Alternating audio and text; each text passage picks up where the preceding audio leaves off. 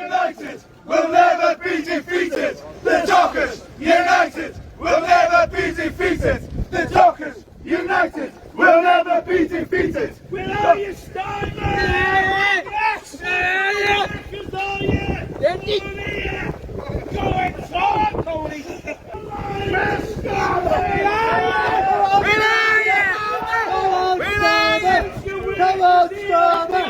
Ian Baines just done a runner before he's got here. Yeah, not surprised.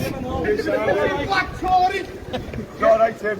Sorry, it is. The Dockers, united, will never be defeated. The Dockers, united, will never be defeated. The Dockers, united, will never be defeated. The Dockers, united, will never be defeated. The Dockers, united, will never be defeated. The Dockers, united, will never be defeated.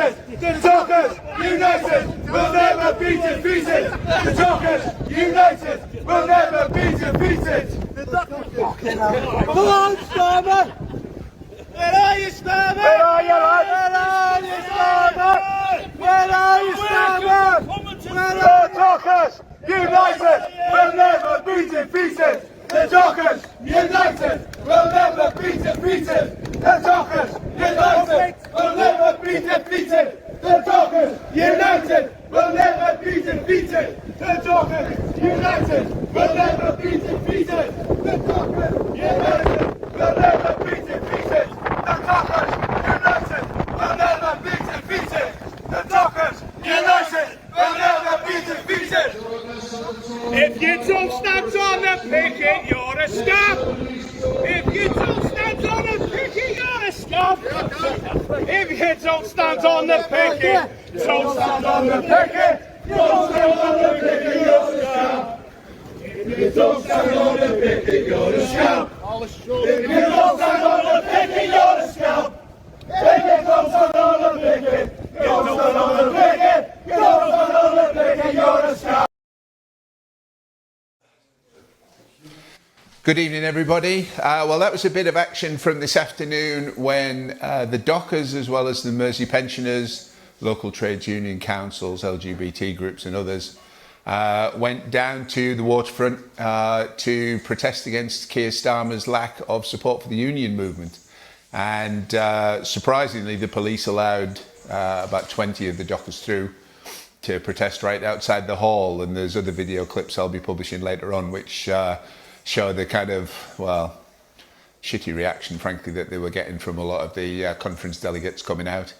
But, you know, there were a fair few also getting pictures taken with them and showing solidarity. And they were in fine spirits, singing, "If you don't stand on the picket, you're a scab," etc. And, you know, it was good to see some proper working class voice and solidarity there. So we're going to talk about tonight the future of the union movement in what are no doubt trying times for everybody in one way or another. And I would like to welcome my guests. So just working in order, moving away from me, we've got Tracey Hylton, who is northeasterner like me, but also a transplant into Liverpool, just like me. We've got the Bakers Union's Ian Hodson, and we have Dave Walsh, who represents Unite in Merseyside. Do us remind us your Liverpool Trades Council. Liverpool Trades Council as well. So, yeah, it's who would like to go first? I mean, what challenges? Let's talk about first. What challenges is the union movement facing with the current, for want of a better word, Labour leadership? Ian, let's get you first, Ian, because you were president of the Bakers Union, which recently disaffiliated from the Labour Party over the way that it's behaving under Keir Starmer. So. Yeah, I mean, from our perspective, you know, I think, you know, the fact that they sacked Sam Tarry for standing on a picket line says everything you need to know about the current leadership of the Labour Party. Unfortunately, they've forgotten who founded them and who was, you know, the pioneers behind giving them the opportunity to be the leadership of the political wing of the Labour movement. And I think it's disappointing this week that instead of embracing the struggles that workers are having, you know, we have still seen Keir Starmer fail to turn up at a picket line to support the local workers who are fighting for decent pay and decent terms and conditions. And I think it doesn't bode well for a future under a Labour government that fails to stand up for working people. You know, we want our political leaders to fight for our class, like we saw on Friday, the Tories fight for their class. And I think it's very, very important, you know, that if you call yourself Labour, that you act in the interest of Labour, because that was the reason for its formation. So I don't think it bodes well. They might throw a couple of fig leaves over, you know, to try and encourage some people back to supporting them. But I think their actions speak louder than rhetoric. And I think that's what we need to judge them on. And that's what makes it really, really disappointing. I mean, I started campaigning for the Labour Party at 10 years old. And, you know, the reason why I did that might have been because of Mike Yarwood at the time when I was 10. But, for, you know, later on in life, the reasons why I did that was because I believed that a Labour government would look after the interests of the class that I belong to. And I found that that's not the case at all. And this current leadership is not, you know, representing the people, certainly that my union represents. In fact, you know, I've had a lot of comments from people inside the current Labour Party that said that they were glad that our union, a founding union of the Labour Party, disaffiliated, because they didn't want people like my, you know, that I represent inside the Labour Party, which tells me everything currently about how they misunderstand that actually the party that they belong to is supposed to represent people that are in my union. They're supposed to fight in the interests of the, you know, the people that keep this nation fed, that were essential workers during a COVID crisis. But it only happens, of course, when there is a crisis. These people don't see us as relevant, and they think they can just replace us with Tory voters. So I don't think it bodes well for the working class communities. It will be a continuation of the injustices and inequalities that we saw under Blair. And, you know, from my perspective, I just think that, you know, the people inside the Labour Party, because there are some decent people inside the Labour Party, need to think about whether or not they need to take action to force the Labour Party to start turning round and fighting for us. Tracey, you had a good little scoff there when I started to introduce that section, so tell us what you're thinking. Oh, well, yeah, well, I'll try to contain myself about it. Well, first of all, what you have to look at, not every union is affiliated to the Labour Party anyway. My union, PCS, obviously because it's mainly government workers, we're not affiliated. It's likewise the NAU, RMT disaffiliated a long time ago. So we've got a lot of unions. It's building power and building strength within their membership outside of the Labour Party. In PCS, for instance, we've just launched our ballot to go to strike. Yesterday, Mark Skwakbox and Fran Heathcote launched it in Liverpool. And you know, we went out and visited job centres because there's a campaign at the moment about the closure of Toxic Job Centre, which is going to affect a lot of people. It's going to move them out from a wraparound service in somewhere they're going to have to walk miles because they can't afford the bus fare. But, you know, that's the kind of thing we deal with. We're more grassroots, I think. I think what people have to understand is, I've said time and time again, the Tories are the trade union movement for the establishment. We can see that from that mini budget that they've just done, because, you know, and people will keep them in power because basically they're making sure that the very, very rich stay very, very rich and enabled to exploit the workers. And that is what the Tories are. They are basically the trade union arm of the establishment. So we have to realise in the trade union movement that politics alone, that the Labour Party is one strand. And yes, we formed the Labour Party and they should be standing out there and standing side by side with us. What we see is a leader of a party who said he would do this, who said he'd do this in this city Only a couple of years ago, when he wanted to be voted leader, he said he would stand in solidarity with workers on strike. He also said that he wouldn't have a certain newspaper, he wouldn't write for them, and he's destroyed all of that. And what we want, yes, we want a Labour government, but what we've got is factions within the Labour Party, and there's push for Labour to win, Labour win. But the thing is, it's not a win if what we've got is just a second-rate Tory party in government who's just going to water down what the Tories want. It's not a win. What we want is a socialist Labour government. So what we have to do as a trade unions is we have power to the employers, and we have to show that. We have to show by withdrawing from not buying things in the movement to, I'm trying to think of what the word is when what's the word? Political dues? Is that right? Well, when you just basically say you're not going to buy from certain people and all that, and we've got the solidarity, for instance, with the dockers, Danish dockers, etc., refusing to offload things in solidarity with the English dockers. And it's solidarity is going to... What I said this afternoon down by the Strand was that basically we've had a summer of solidarity. Now we've got an autumn of activism, and what we want is a winter of winning, because where we're going to win is at the grassroots. What we've got is a lot of people out there who are trade union members, who are desperate, and they want to see, and we've got to make them believe that us as trade unions, we can get those wins for them, because we cannot rely on the Labour Party to do so. But what we can do is to use our power. Those who's still within the Labour movement need to not give them that money and say, if you're not going to stand side by side with us, we're not going to give you any money. And seriously, if they continue the way they are, the trade union movement, set up basically the Labour Party, we can do that again. I think that's an extreme, but we have to be serious. We have to represent the grassroots. We have to be able to push things through in Parliament that are going to help ordinary people and workers. I'll just leave that there for now, because I think I'm losing my stream. Dave, what's your thoughts on it? Well, I think the place to start with Keir Starmer is, can we trust him?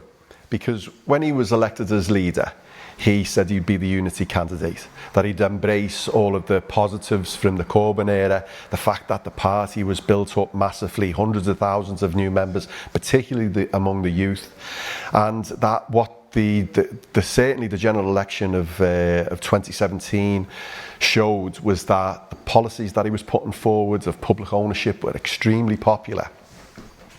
And Keir Starmer said, I'll be the unity candidate, I'll bring all the different strands of the party together, and I'll lead as the unity candidate. He comes in and he immediately embarks on a huge witch hunt.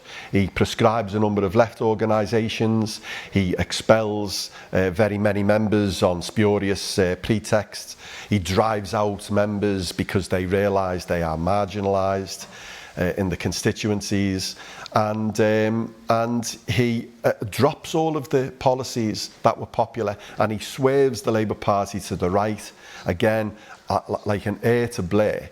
And like Ian, I do recognise there are good people in the Labour Party who are doing the best. At the conference today, have been picking up little bits of news about progressive policies that are being discussed and debated, like they're talking about an energy company being set up, they're talking about nationalising rail.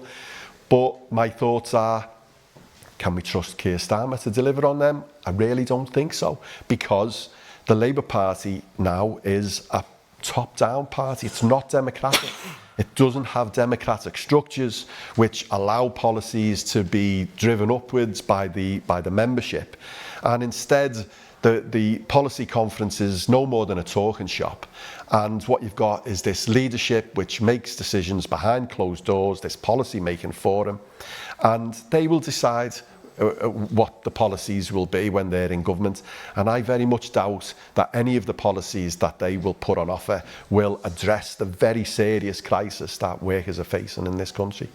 Well, I mean, we've seen just before the conference, Keir Starmer no doubt trying to buy himself a little bit of favour with Scousers after disgusting them consistently. But he was it Thursday or Friday, he promised, my first thing when I, if I become Prime Minister is I'll institute a Hillsborough law. which is a law to kind of make sure families are properly supported if they're affected by disasters and so on, and they'll get fully funded legal advice for inquests and inquiries and so on. But you know, given his record so far, if anybody believes that, then we could probably fund a new movement by selling them a couple of bridges. And you know, so I wouldn't. The Starmer promise isn't worth the hot air that it's spouted with, really. So. You know, we've got that, but I mean, on the, you know, the kind of wider union front, and I'll bring you in first on this, Dave, if I may, because we've got the Unite Union, for example, which is, you know, where Sharon Graham is now running it, and she campaigned on basically a depoliticisation or a disinvolvement with Westminster politics. And, you know, my position, I'll be quite frank on that, was that, you know, a union leader and a union can't properly serve the members if they're not trying to make sure that the laws run in a way that's favourable for the members, you know, and you've got to be parliamentary in order to do that. So, I mean, we're looking at the case in point now. We'll get this part sort of on the table as well up front, where the government's busy making its plans to try to neuter the unions and make it virtually impossible to strike. And, you know, a massive attack on people's right to withdraw their labour, which as a working class person is one of the few effective means of collective bargaining that you've got. So, I mean, how do we, you know, what have I misunderstood what Unite is about? And if I haven't, how does a union, you know, as big as Unite, which was the biggest one in the UK and Ireland, I think, if you could count both together, you know, how are they going to influence the overall landscape for good if there's no political involvement there? Yeah. Well, you know, I would characterise Sharon Graham as not being, you know, non-political. I don't think she's non-political. I mean, look at the actions that she's taken in Coventry with the bin workers strike. The councillors there, Labour councillors, were taking actions that were undermining the strike, and were making false allegations about striking workers and the kind of wages they were on. And Sharon took action against them. Any Labour councillor that had a position within Unite, she removed them from their positions. So she took an action there. I think I would characterise her as being, you know, inclined towards syndicalism, where she thinks that, you know, politics should emerge from the rank and file, and I think that's fair enough. It'll be interesting to see what direction we go in, because in the past, Unite leaders have had, you know, a very robust position that Unite must be affiliated to Labour and nothing will get in the way of that, even if it means doing things that are not the right thing. We had a Labour councillor, a Unite member in Warrington, Kevin Bennett, and he was a terrific councillor. He really represented his ward as, you know, very, very well indeed. But he was frustrated at Labour's policy of cuts. He adhered to Unite's policy of which the local government committee had agreed on, that we don't want to see any more cuts and we should be opposing cuts. He followed that policy, and he was marginalised by the Labour Party. He was suspended. That suspension went on for 2 years. And then eventually, because he was suspended and marginalised, he thought, I'm wasting my time here, and he stood against Labour under the Tusk banner on a socialist programme for socialist policies. And then Unite immediately dropped him because he had moved away from the Labour Party. Now, I believe that under Sharon Graham, she has indicated that we won't do that in the future, that if Unite members in office, elected Unite members, either councillors or MPs, will receive the support of Unite the Union if they are driven out of the party for standing for Unite's policies. And Unite's policies are for socialism, against cuts, against privatisation, for the scrapping of anti-trade union laws. So if we see councillors and MPs driven out, then potentially Unite will support them. And if that happens, And Unite is able, and branches are able to give their finances and their resources to support these councillors and MPs who stand, then that will fall foul of Labour Party policy, and we might end up in the same boat as the RMT and the FBU, expelled for these indiscretions. So let's see what the future brings, but certainly the pressure is building in that direction, and I've got every confidence in Sharon Graham. I mean, to be clear around that, the FBU and so on are back affiliated with the Labour Party now, aren't they? But yeah. But they're reconsidering it, as I understand it, as well. So we'll see what happens there. I mean, Ian, your union did disaffiliate from Labour, so how does politics work out from a Bakers Union point of view? I mean, obviously we disaffiliated from Labour because, like I said before, we didn't feel that they represented our interests. I mean, you know, one of the defining moments for us is that Keir Starmer stood on a picket line with us, made a great speech about, you know, why workers needed £15 an hour. And then last year, you know, told us at a Chulo meeting where all the other trade unions were around the table, all the senior people from the trade unions were around that table that are affiliated to the Labour Party, told us he was, you know, easy on the idea of the £15 an hour. If that's what conference wanted to do, then of course that he was easy with that. He didn't have a problem with, you know, the decision of conference. But then we found out Andy MacDonald, that was dispatched, who put before conference what I think was the best employment policy of the Labour Party, which is a surprise because I thought the one in 2017 and 19 was very, very good. But that was a policy that was actually worked in coalition with the trade unions. Andy MacDonald spent his time talking to us to put that policy together, and then forced him to resign because he attended the meeting where they were putting together the demand for £15 an hour resolution to conference. And basically outlined the fact that he wasn't prepared to support it, despite the fact that in 2019 he thought workers were worth it. And when we met as a union, because we had our recall conference, funnily enough, Keir Starmer changed his speech last year from the Tuesday to the Wednesday, because obviously we was having our conference on the Tuesday, and I don't think he wanted it to clash. It was very nice of him. But obviously, you know, we found that you know, this is a man that you can't trust. And I think anybody who watched Al Jazeera sees what's going on with the Labour Party currently and the way that they've demonised people. But from our perspective, what we've done since is we've looked about how actually we re-engage with communities, because, you know, we've always been quite passionate about looking at new ways of organising, new ways of talking to people, engaging with often what's referred to as the unorganisable workforce, you know, when we did with the mixed strike and when we did with the spoon strike. And we set up this basically a pop-up gazebo in the middle of the town centre in Wigan, and we were giving away, because obviously we're a food union, so we were giving away free food, soup, teas and coffees, supporting the homeless. But what we was doing there was we was providing free legal support. So we was using Greater Manchester Law Centre, for example, but we're using them to be able to provide, you know, free legal support to people who were denied legal support, because obviously anybody that goes and looks for legal support knows it can be a costly experience, but what we were doing was providing that for free. I mean, because unions have lots of skills and they have the ability to work with different organisations, and because obviously we're a name, you know, people are interested in working with us. We also work with Payplan to provide free debt advice to people. So people in Wigan were getting provided with free debt advice. We work with the Ron Todd Foundation.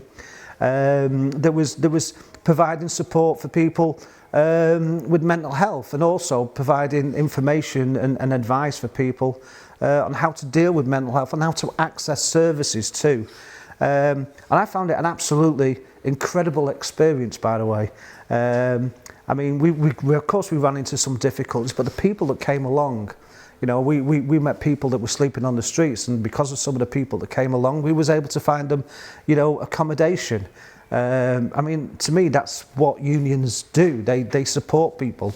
I mean, I'm yet to come across a member in a workplace that doesn't originate from the community. So being in the community seemed to us to make perfectly political common sense, and you know, that's what we've been doing with some of our political fund, because obviously we are still a union that has a political fund. A lot of people might not realise that when you have a political fund, it's not just for funding the Labour Party, it's for actually our ability to campaign. You know, a political fund is designed, and the legislation is designed to try and restrict trade unions from being able to carry out political campaigns. If you don't have a political fund, then you can't do campaigns to support our NHS, for example. You can't do stuff around, you know, calling for a minimum wage of at least £15 an hour, or ending exploitation and discrimination. So obviously with our political fund, we want to make the best use of it, but also at the same time, give people something back. You know, I mean, we support our members, quite rightly so, but obviously, you know, our members live in those communities too. And what they wanted to know is, how can we help each other? Because that's how solidarity comes, yeah. I mean, we build solidarity. So that's the area we've been working in, and developing what's called the Food and Work Network, which is, you know, about enshrining the right to food in law. It's about making, you know, the argument that says that, you know, children at school should get free meals. We think all children should be provided with free school meals. We think it should be universal, and we think that the tax system should fund it. We think that, you know, those with the broadest shoulders should fund it. So anybody that goes to school doesn't have to have that tag of, oh, I'm on free school meals. Everybody gets the same, you know. And for us, those are perfect legitimate and quite moderate, I might say, demands, you know, that we see as political aspirations. And we can't understand why a political party that wants to raise aspiration would not adopt those as their principles. I mean, how could you not say that children should be fed when they go to school? I mean, how is it possible that you know, we have to say to people, you have to be means tested? Why on earth should children be means tested? Surely what we want to do is make sure that children are supported when they go to school, and that means they have to have, obviously, a good education. But if they're denied food and the ability to eat because of the circumstances that they come from, then of course they're going to struggle and they're going to be disadvantaged. And to us, you know, politics is about raising people. But what we've seen for certainly, you know, we would say since 1979. I know there was some investment between 1997 and 2001. Then it all changed again. But why on earth would politicians, you know, who experience the opportunity to have really cheap meals in Westminster, you know, really cheap bars in Westminster, you know, free energy, which obviously we're all going to have to suffer, you know, deny children the same opportunities that they want to present for themselves? So from a political point of view, we may not be part of the Labour Party, but we are still a political trade union that wants to campaign to raise standards and bring forward, you know, our issues for our class that we believe political parties should be dealing with. Being outside the Labour Party also means that we're able to work with others. So we've been working with a few other small political parties, but also up in Scotland, we've been working with the SNP on the Right to Food campaign. You know, Chris Stevens has been an absolute terrific friend of our union in supporting the Right to Food campaign. I mean, so, you know, we have found lots of allies. Ian Byrne in Liverpool, by the way. I mean, my feelings about Ian Byrne is he should be the leader of the Labour Party. Yeah. I think if Ian Byrne was the leader of the Labour Party, you know, the Labour Party wouldn't be 17 points ahead as it is in today's. It would have been 20 points ahead, maybe 30 points ahead, because he's the first MP, you know, that I can ever remember building, you know, a coalition of football supporters. I mean, how do you get Liverpool supporters going to Old Trafford, right, with food, but not to throw, but to donate, yes, you know, to keep people fed in their community? Or Man United supporters coming over to Anfield and donating and not throwing that food at each other. I mean, it's it's unbelievable what that campaign has done, and I know obviously Dave and Robbie and that have you know, well, alongside Ian have done amazing things.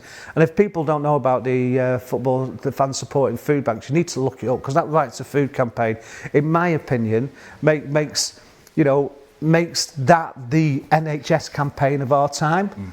You know, I know we'd have to go back to the NHS and, you know, renationalise it and everything, but I think the Right to Food campaign is the NHS campaign of our current time.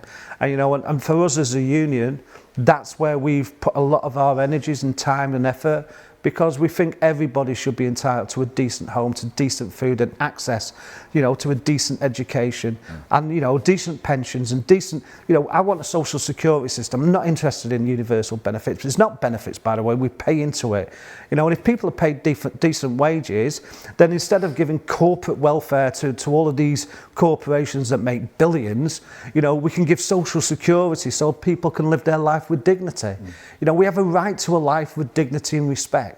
You know, there are people that are able to work, there are people that are unable to work. That doesn't mean they should be demonised. We should be supporting those people. I mean, and that to me is what the politics of the left is about. It's about raising people up, not keeping people down. And that's my problem with the current Labour Party. Its aspirations for the people that I see every day in our community is not about them. I mean, Rachel Reeves is once said that she doesn't want to represent people on benefits, but they're not benefits. It's about making sure that people have a right to life and dignity, because we're all human beings. And, you know, that's the other thing as well, you know, which disappointed me about the Labour Party, was its lack of response to the Rwanda situation. I mean, you know, for me, the Rwanda debacle, the Rwanda policy, should absolutely been castigated by the front bench of the Labour Party. Not about cost, but about the moral issue. Yeah. You know, I mean, you do not deport desperate people, you know, to a third country. To me, that's fascism.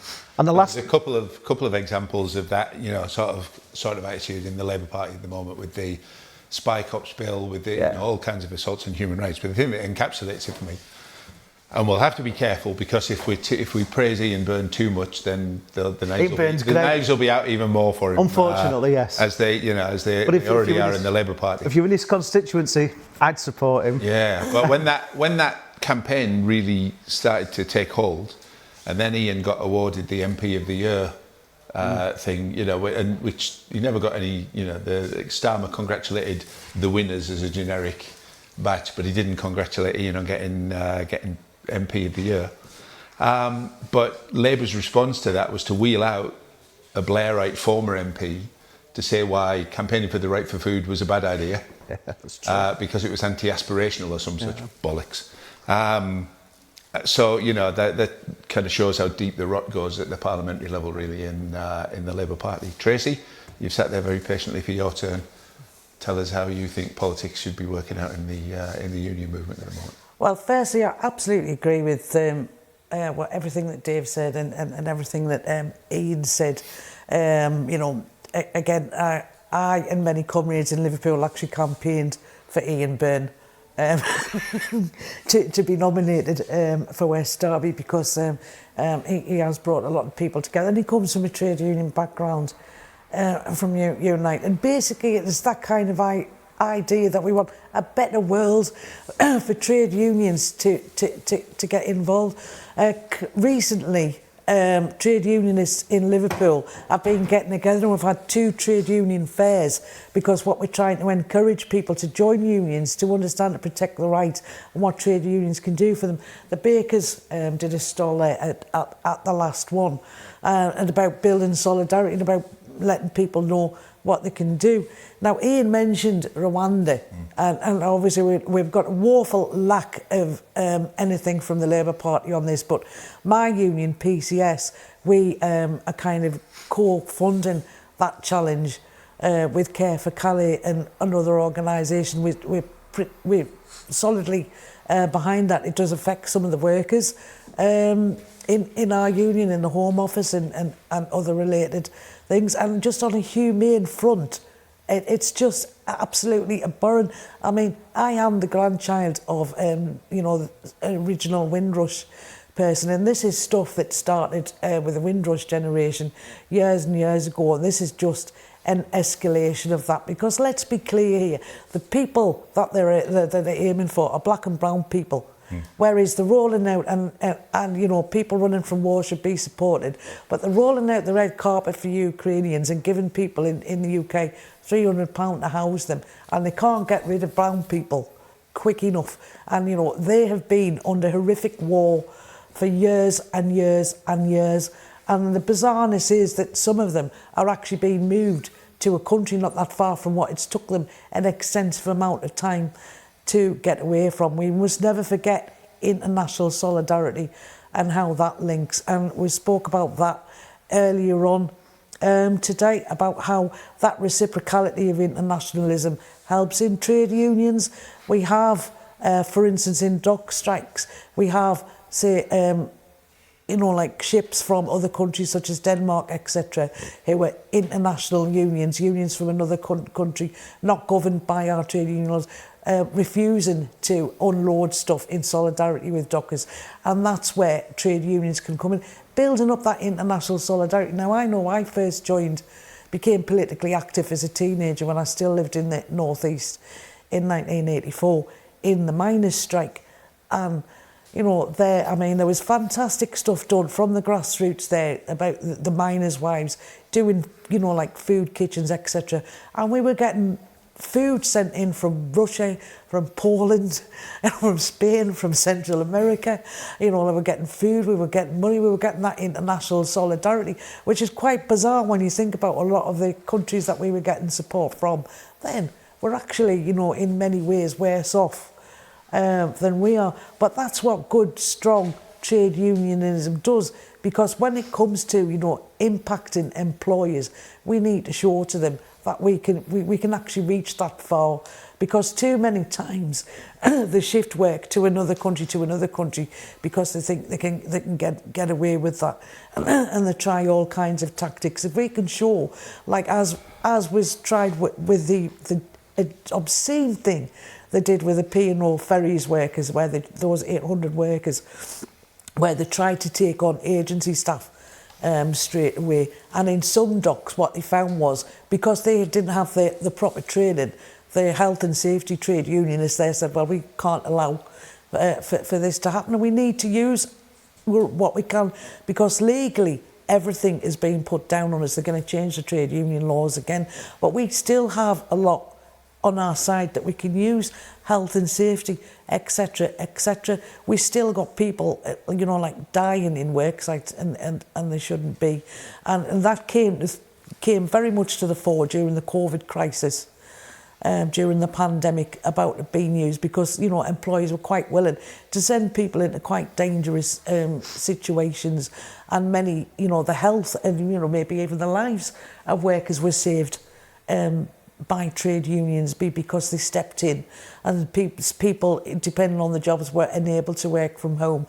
They were given and again, you know, people like Fans for Food banks and other people actually had to, and trade unionists were involved in that, had to step up to provide that PPE, that protective equipment for people during that pandemic, because for all the hundreds of millions of pounds that went to these suppliers, these friends of the government, you know, it didn't come up, it didn't turn up. And we had our comrades in the NHS putting their lives on the line every day with inadequate equipment. We had people in schools, the same again.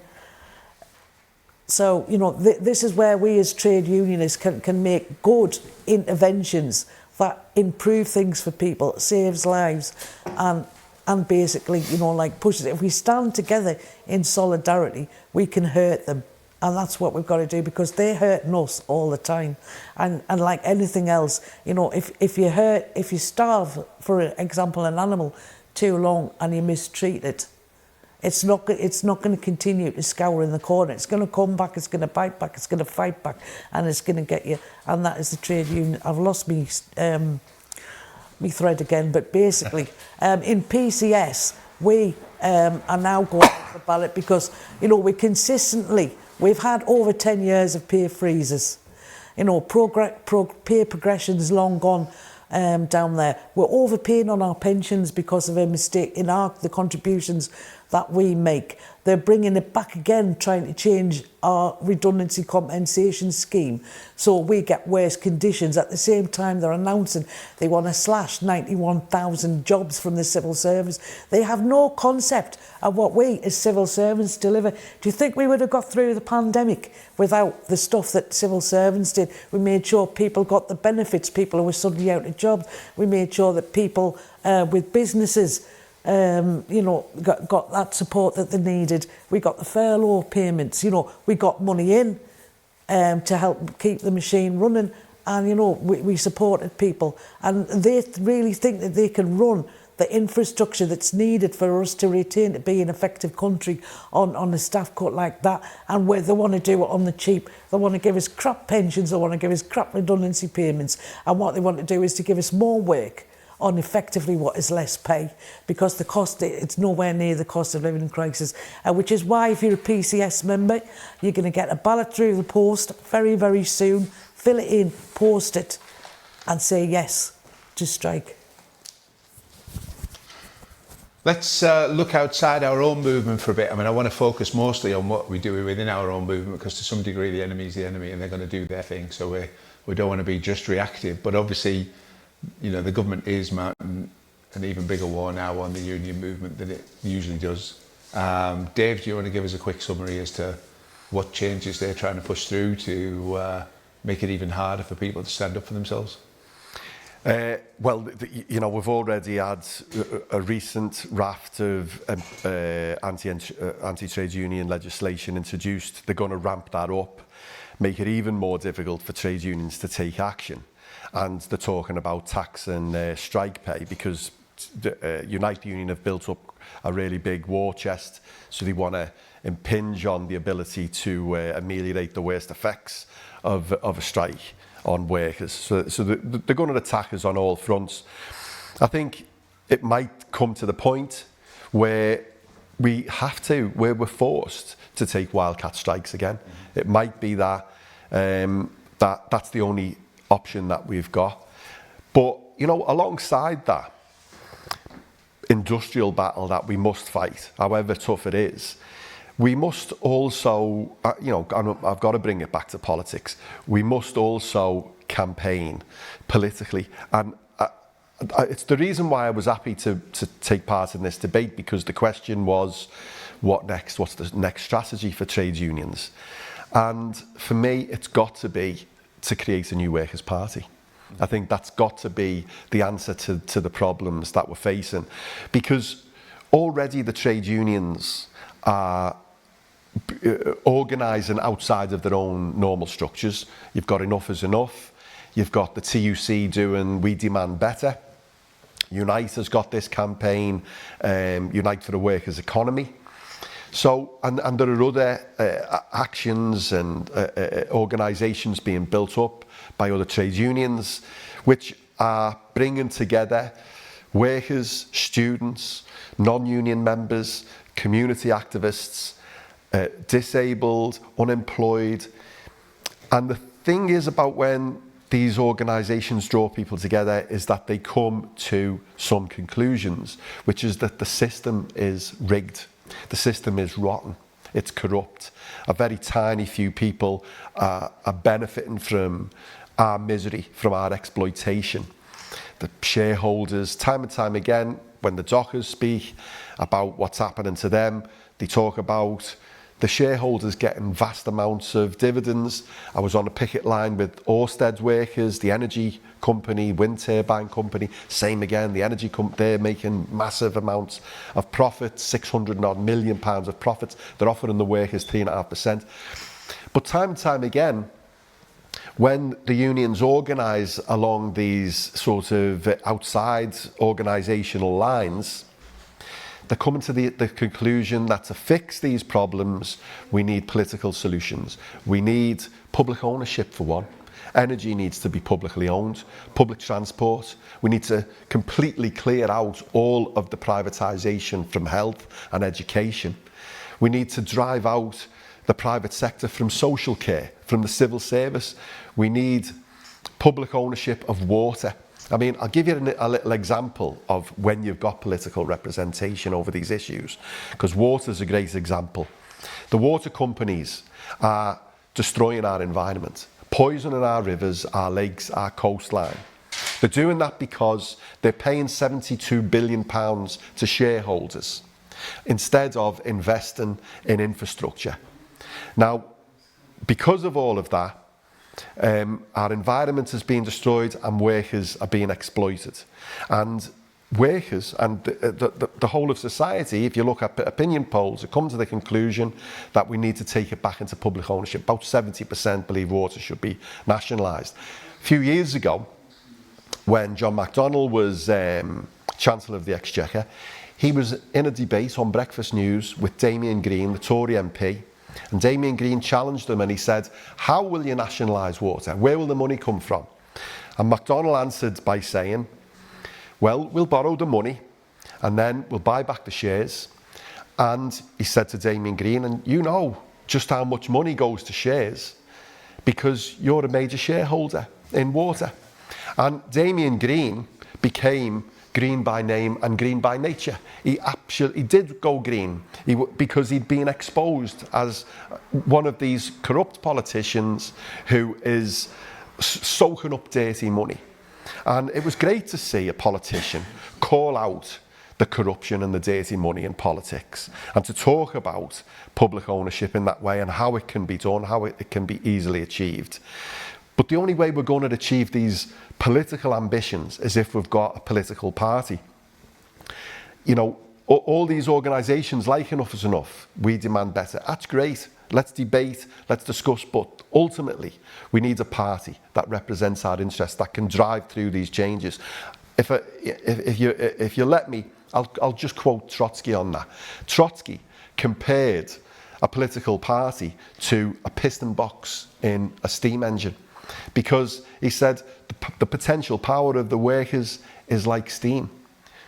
Uncontrolled, it will dissipate into the air. But that steam has the potential in a piston box to drive an engine forward and drag behind it hundreds of tons of weight. And what Trotsky was explaining there was that a piston box is like a political party that represents the working class. It can do what the Labour Party did in 1945. It can achieve the policies that we need. And workers today have got some advantages over old campaigns in our history. We've got great means of communication, and we've got the advantage of knowing that these policies that we support, they are not pie in the sky. They have been tried and tested in the post-war period. The Labour government of 1945 nationalised energy, gas, electricity, public transport, steel, created the National Health Service and the welfare state, embarked on a massive council house building programme. And that was after the war, when this country was broke. It had no money. These policies can be achieved when you've got a political party that drives them forward. But right now, we don't have that political party, and that's a damning indictment of the trade union movement, because we've got 6 million people in trade unions. Those trade unions are agreeing that these policies are right.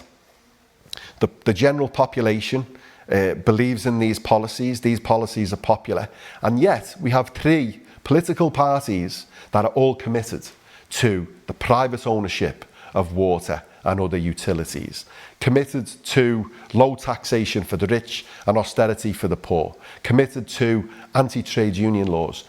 We just can't continue with that situation. It's incumbent upon the trade unions to grasp the nettle and to build a new workers' party.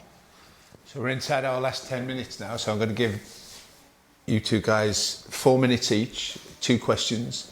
One, Dave's idea of a new political party, where I think there is public interest in that, but also, given the legal attacks that are going on from the government level on the union movement at the moment, general strike, yes or no? Because it's building that way almost by default, but should we be looking for a general strike as a way of saying to them, you're not going to push these laws through? So we'll give Tracey last word. So Ian, you go first. General strike.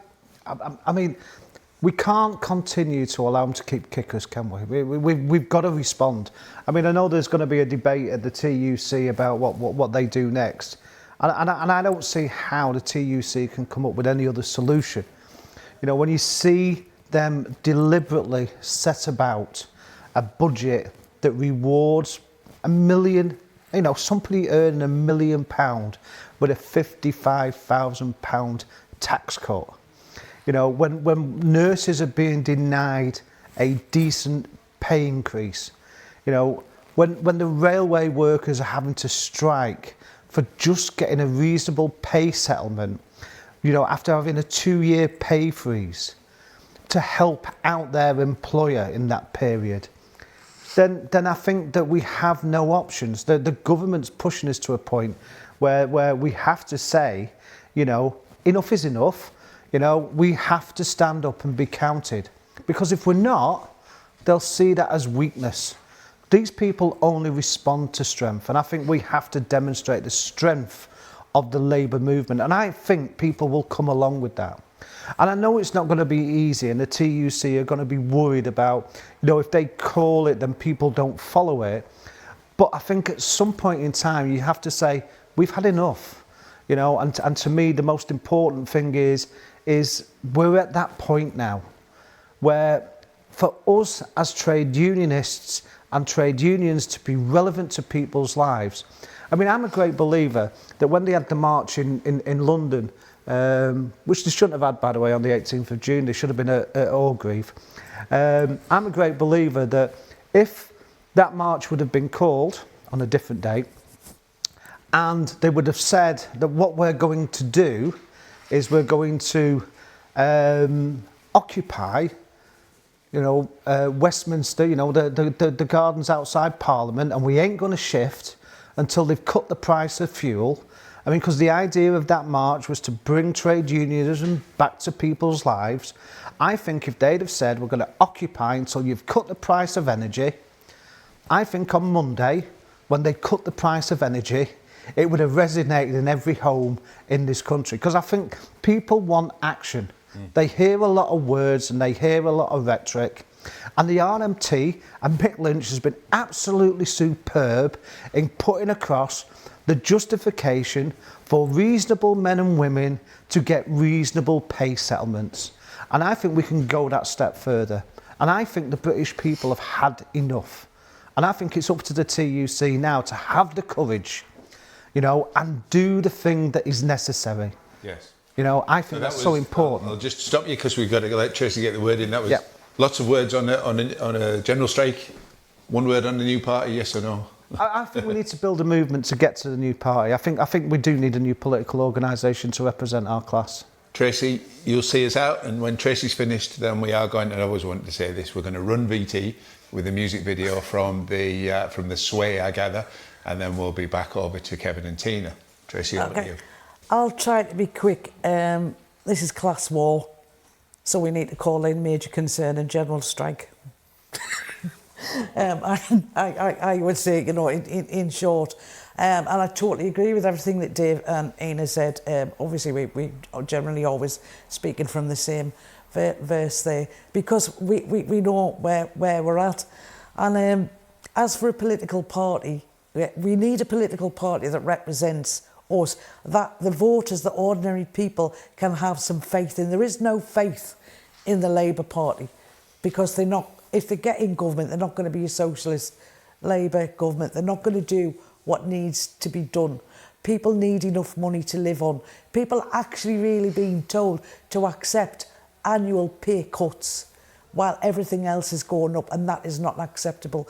And we need to see that in France and other places, people have done that. But we also have to understand there are some unions who are more reticent, and we need to get them on board. But what we'll say is we do that. The only other option we've got, comrades, is to join the Green Party en masse and take it over, because it's doable, maybe.